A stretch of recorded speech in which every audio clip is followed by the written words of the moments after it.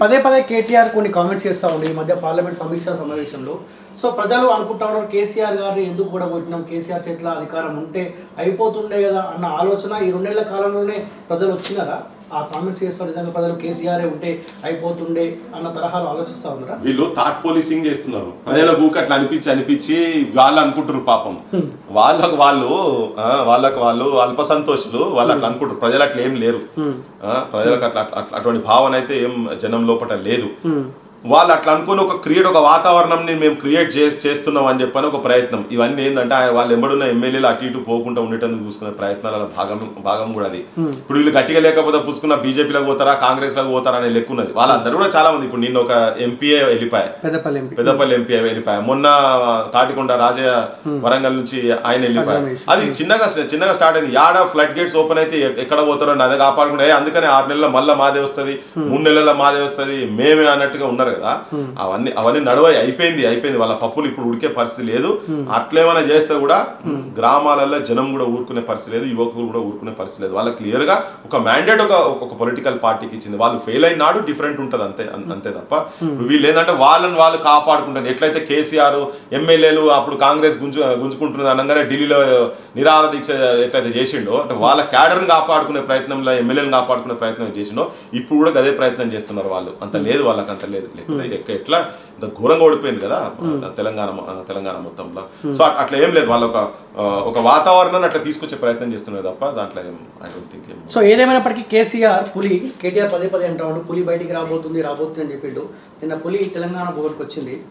Parliament ఎలక్షన్ల కంటే ముందు ఉద్యమ సమయంలో ఏ సానుభూతి అయితే లేకపోతే ప్రజల్ని ఇతర ఆత్మహత్యలు అయితే ప్రేరేపించిండో అటువంటి ప్రయత్నం మళ్ళీ కేసీఆర్ ఈ కల్వకుట్ల కుటుంబం చేసే అవకాశం ఉంటుందా రేవంత్ రెడ్డి పాలన పైన?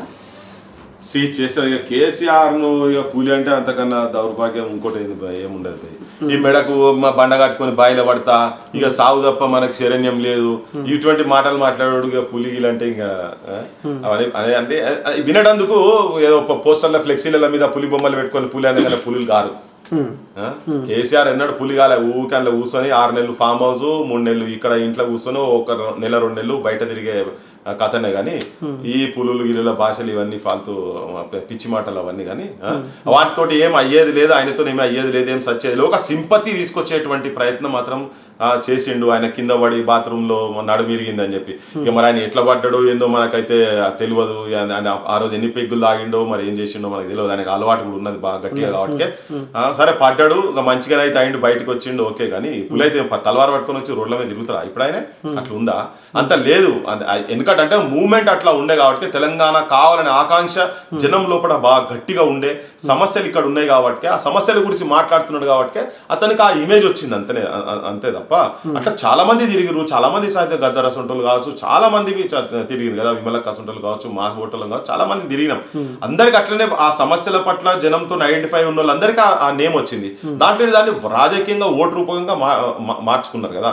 కేశవరావు జాదవ్ కావచ్చు, బొచ్చడి మంది దాంట్లో ఇన్వాల్వ్ అయిన వాళ్ళు చాలా మంది ఉన్నారు.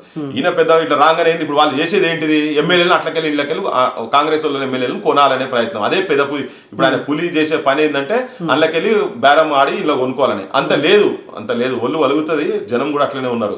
జనం కాంగ్రెస్ వాళ్ళు పోయినా ఎవరు అటు నుంచి ఇటు నుంచి అటు ఎవరు పోయినా రాజీనామా చేయకుండా పోతే ఆ సిచ్యువేషన్ అయితే జనం లోపల ఉంది. జనం కూడా ప్రశ్నించే పరిస్థితి ఉన్నది. ఉట్టిగా భాషలతోని ఇవన్నీ ఏదో పిచ్చి మాటలు అవన్నీ.